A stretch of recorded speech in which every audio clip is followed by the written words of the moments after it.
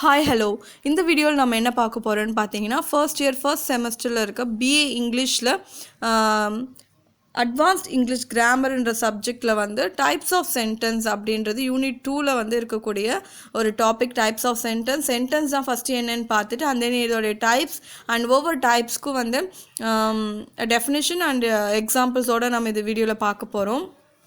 So BA இங்கிலீஷில் கேட்டிருக்கக்கூடிய subject இது.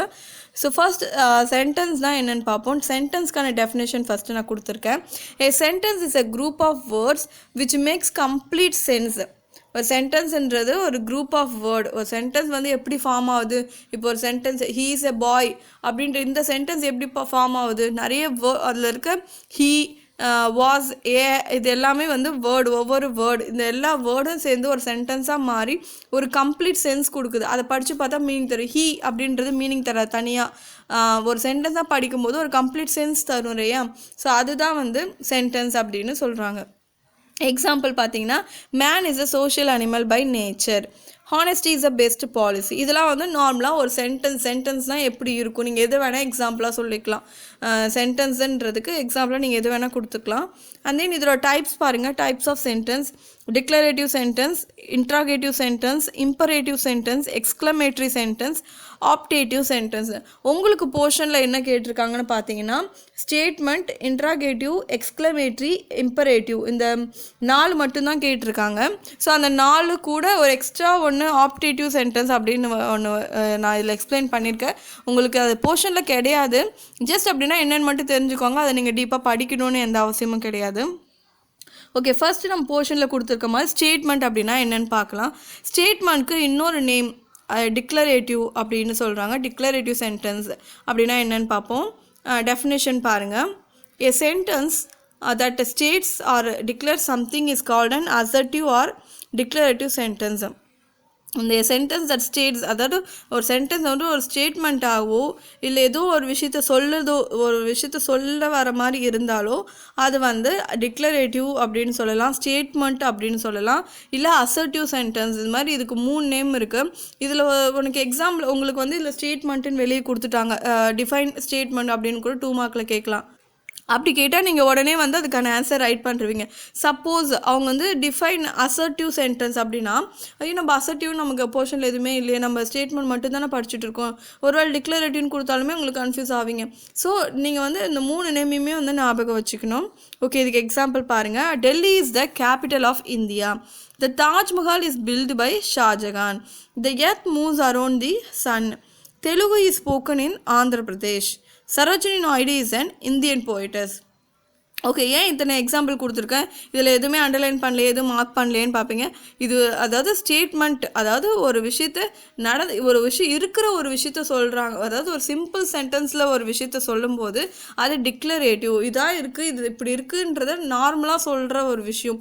ஒரு சிங்கிள் சென்டென்ஸில் ரொம்ப சிம்பிளாக சொல்கிற ஒரு விஷயந்தான் வந்து டிக்ளரேட்டிவ் ஸ்டேட்மெண்ட், இல்லை அசர்ட்டிவ் சென்டென்ஸ், இல்லைனா ஸ்டேட்மெண்ட் அப்படின்னு சொல்கிறான். ஒரு சிம்பிள் சென்டென்ஸ், அதில் எதுவுமே நம்ம அதை பார்த்தோன்னே நம்ம சொல்லிடலாம். அதில் வந்து இப்போ ஒரு கொஷின் மார்க்கோ இல்லை ஒரு எக்ஸ்க்ளமேட்டரியோ இல்லை வேறு மாதிரி எதாவது இருந்தால் தான் நம்ம அதை கண்டுபிடிக்க கஷ்டம். இது நார்மல் ஒரு சென்டென்ஸாக இருக்கும்.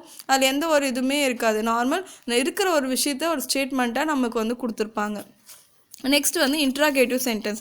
இன்ட்ராகேட்டிவ் சென்டென்ஸ்னால் என்னென்னு பாருங்கள். Definition: a sentence that ask a question is called an interrogative. ஒரு சென்டென்ஸ் வந்து கொஷின் கேட்குற மாதிரி இருக்குது, வித் கொஷின் மார்க்கோட கொஷின் கேட்குற மாதிரி இருக்குது அப்படின்னும் போது அது இன்ட்ராகேட்டிவ். ஈஸியாக கண்டுபிடிச்சிடலாம் இல்லையா? கொஷின் கேட்குற மாதிரி இருந்தாலே அது வந்து இன்ட்ராகேட்டிவ் தான் அப்படின்னு.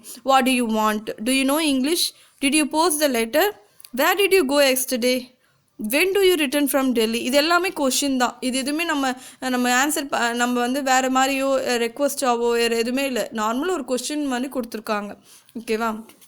நெக்ஸ்ட் வந்து இம்பரேட்டிவ் சென்டென்ஸ். இம்பரேட்டிவ் சென்டென்ஸ்னால் என்னென்னு பாருங்கள். Definition: a sentence that express a command, a request or suggestion is called an imperative sentence. Imperative sentence எப்படி இருக்குன்னா 3 வகையாக இருக்கும்னு சொல்கிறாங்க. ஒன்று ரெக்வஸ்ட் பண்ணுற மாதிரி இருக்கும், இல்லைனா கமாண்ட் பண்ணுற மாதிரி இருக்கும், இல்லை ஒரு சஜஷன் ஒரு ஆலோசனை சொல்கிற மாதிரி இருக்கும். இப்படி தான் வந்து இம்பரேட்டிவ் சென்டென்ஸ் 3 வகையாக வரும். இதில் எப்படி இருந்தாலுமே அது இம்பரேட்டிவ் சென்டென்ஸ்னு ஈஸியாக கண்டுபிடிச்சிடலாம் அப்படின்னு சொல்கிறாங்க. இப்போ ரெக்வஸ்ட்டுக்கு 2 எக்ஸாம்பிள் கொடுத்துருக்கேன் பாருங்கள்.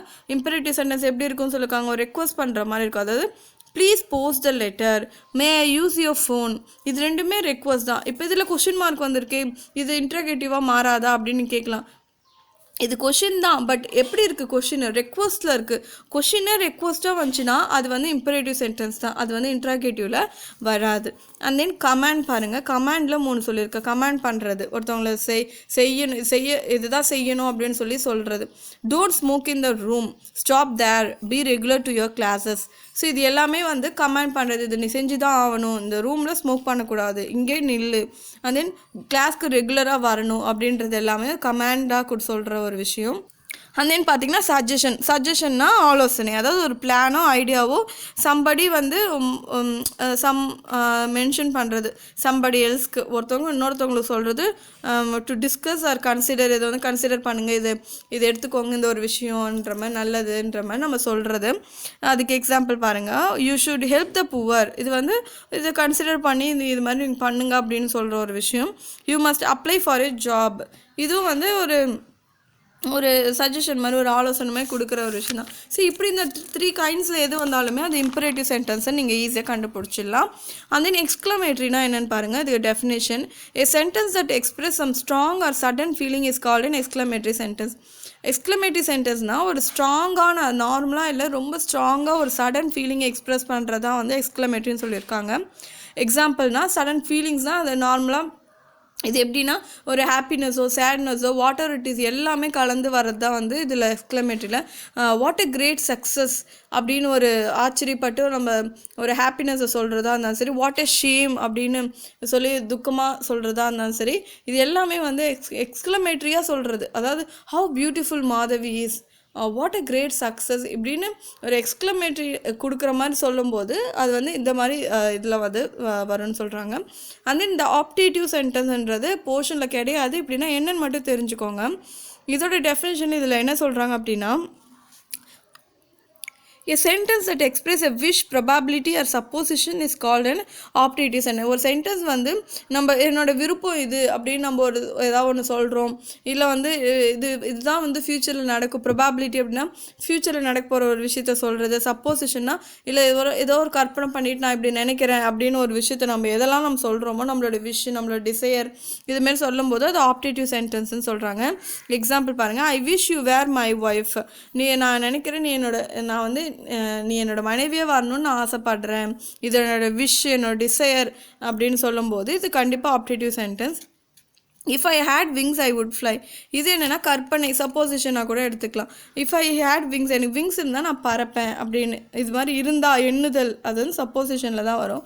ஸோ ஜஸ்ட் தெரிஞ்சுக்கிறதுக்காக கொடுத்துருக்கேன். நம்ம கொடுத்துருக்க டாபிக் 4 டாபிக்ஸ் மட்டும் தான். அதுக்கான டெஃபினேஷன் அண்ட் அதுக்கான எக்ஸாம்பிள்ஸ் நீங்கள் படிச்சுக்கிட்டாலே போதும். If you want more examples, இன்னமும் வந்து இந்த டைப்ஸ் ஆஃப் சென்டென்ஸ் இந்த யூனிட்டுக்கும் சரி பார்ட்ஸ் ஆஃப் ஸ்பீச்சுக்கும் எனக்கு இன்னும் நிறைய எக்ஸாம்பிள்ஸ் வேணும் அப்படின்னு நீங்கள் கேட்கும்போது கண்டிப்பாக நான் கொடுப்பேன். ஏதாவது நீங்கள் ப்ராக்டிஸ் பண்ணி பார்க்குறதுக்கு எனக்கு நிறைய சென்டென்ஸ் வேணும், ப்ராக்டிஸ் பண்ணி நான் இது எப்படி எனக்கு புரியல, நான் ப்ராக்டிஸ் பண்ணி பார்க்க போகிறேன் அப்படின்னு நீங்கள் சென்டென்ஸ் கேட்டாலும் நீங்கள் கேட்டால் நான் கண்டிப்பாக வந்து நான் அதுக்கான சென்டென்ஸ் உங்களுக்கு கொடுப்பேன். தென் தொடர்ந்து வீடியோஸ் பார்த்துட்டே இருங்க, சப்ஸ்கிரைப் பண்ணுங்கள், ஃப்ரெண்ட்ஸ்க்கு ஷேர் பண்ணுங்கள். தேங்க்யூ ஃபார் வாட்சிங் மை வீடியோ.